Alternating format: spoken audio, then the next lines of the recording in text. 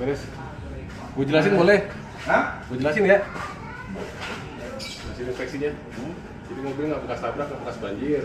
Terus untuk bodi ini ya kalau 1 sampai 175 lah lumayan. Paling minusnya bahan pemakaian ya. Makanya punya kostum. Untuk kilometer masih rendah ini. Iya, Kilometer masih rendah dan juga report ya. Terus kamera belakang dia nggak connect. Ini apa sih? Nggak connect. Untuk AC-nya ini dingin banget tuh. AC dingin, terus untuk ban tebal semua, cuman memang usianya udah tua ya. Jadi agak retak-retak. Untuk mesin sih masih normal, suaranya masih halus, nggak ada kasar. Terus cooling sistemnya masih pakai coolant, nggak ada kebocoran juga di selang-selang. Oli mesin nggak ada kebocoran, kecuali di bagian bawah tuh ada rembes satu titik. Ada rembesan. Untuk akinya masih bagus 100%, pengisiannya bagus. Terus lampu-lampu ini hidup semua, power window, central lock, terus wiper depan belakang ini fungsi. Terus olinya ini kayaknya perlu di engine flush nih. Dia sih belum berkerak parah, cuman karena sering telat ganti oli atau mungkin bisa jadi karena jarang pakai kan, jadi orangnya ngerasa nggak perlu ganti oli gitu kan. Cuman dia belum kerak sih, masih ada kotoran-kotoran tipis, tapi di engine flush sih masih bisa sih tuh, masih kena. Terus untuk servis buku manualnya juga lengkap. Paling itu aja sih, nggak bekas tabrak, nggak bekas banjir sih yang penting. Kalau ini ada nggak? Dokumen ada nggak? PPKB SNK gitu. Sama bos ya? Oke. Nah, terus konsumen kan nanyain barcode nih. Ada kan ya barcode-nya ya? Barcode pertalit. Buat ngisi bensin. Udah coba tanya bos dah. Ini bos ya? Biasanya bos yang ini sih. Oke. Sip. Oke, paling gitu aja sih. Selebihnya masih pemakaian lah. Berarti tinggal dokumen nanyain bos ya? Iya. Bosnya Bang A.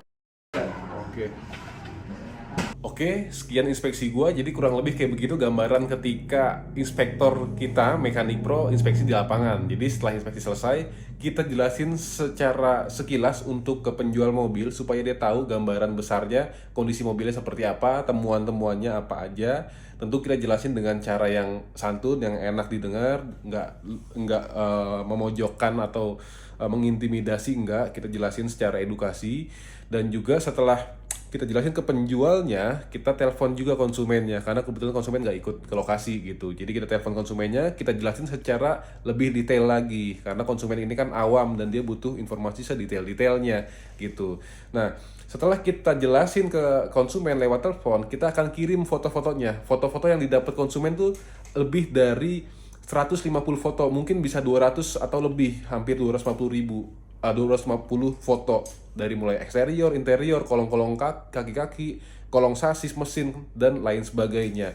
Nah, setelah konsumen dapat foto-foto hasil inspeksinya, dia akan dapat laporan checklist yang berbentuk PDF. Itu ada 200 checklist pengecekan kita berikut dengan estimasi perbaikannya. Jadi konsumen bisa tahu secara detail kondisi mobilnya seperti apa, estimasi perbaikannya berapa, kayak gitu.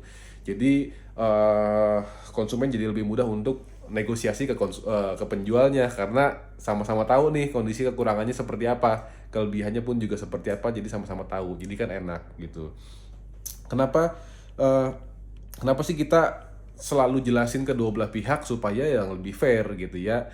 Ada juga orang yang gue nggak mau dijelasin ke penjual mobil, biar gue aja kan, gue yang bayar inspeksi. Nah ya nggak apa-apa, kalau misal memang ada request seperti itu nggak apa-apa. Cuman biasanya untuk negosiasinya lebih susah karena apa? Cuman lo doang yang tahu kekurangannya, si penjual nggak tahu. Yang jual taunya mobil gue bagus aja gitu, otomatis harganya nggak mau dinego tuh. Tapi kalau misalnya kedua belah pihak tahu sama-sama kekurangannya, otomatis kan jadi si pemilik mobil juga akan lebih tahu diri untuk pasang harga kan gitu. Tapi baik lagi ya, setiap orang beda-beda ya gitu. Nah ya kurang lebih kayak gitulah ketika inspektor kita di lapangan. Dan alhamdulillahnya selalu ya, baik gua ataupun tim gua ketika inspeksi di lapangan, kita diterima dengan baik sama penjual mobil, baik itu showroom rumahan ataupun showroom besar gitu ya. Alhamdulillah kita diterima dengan baik. Mereka senang ketika diinspeksi sama kita, dari Mekanik Pro karena selalu mobil yang kita inspeksi, kalau inspektor dari kita, alhamdulillahnya mobil selalu laku terjual gitu. Karena ya kita jelaskan secara objektif, secara adil gitu ya, baik plus ataupun minusnya kita kasih tahu semua gitu. Jadi kan sama-sama enak gitu. Bukan karena showroom senang sama kita karena kita kong kali kong, enggak ya. Tapi lebih ke ya kita apa adanya, kita adil, nggak ngurang-ngurangin, kita nggak lebih-lebihin. Jadinya ya sama-sama enak lah, transaksi bisa terjadi gitu. Oke, paling gitu aja. Buat lu yang mau beli mobil second dan nggak paham tentang mobil, butuh bantuan dari kita, langsung hubungin nomor kita dari profil Mekanik Pro. Harga kita mulai dari 300.000 sampai 650 ribuan. Jasa kita mencangkup area untuk Jakarta, Bogor, Depok, Tangerang, Bekasi, Cikarang, Bandung, Medan, Surabaya, dan juga Malang. Dan insya Allah di akhir Desember ini kita akan launching untuk jasa beli mobil alias jasa cariin mobil. Jadi kalau misalnya lu yang mau terima beres, bang tolong cariin mobil gue bang, gue butuh kriteria, gue punya kriteria mobil seperti ini, tolong cariin, gue kasih budget sekian, kayak gitu, itu bisa. Insya Allah kita akan buka layanan itu.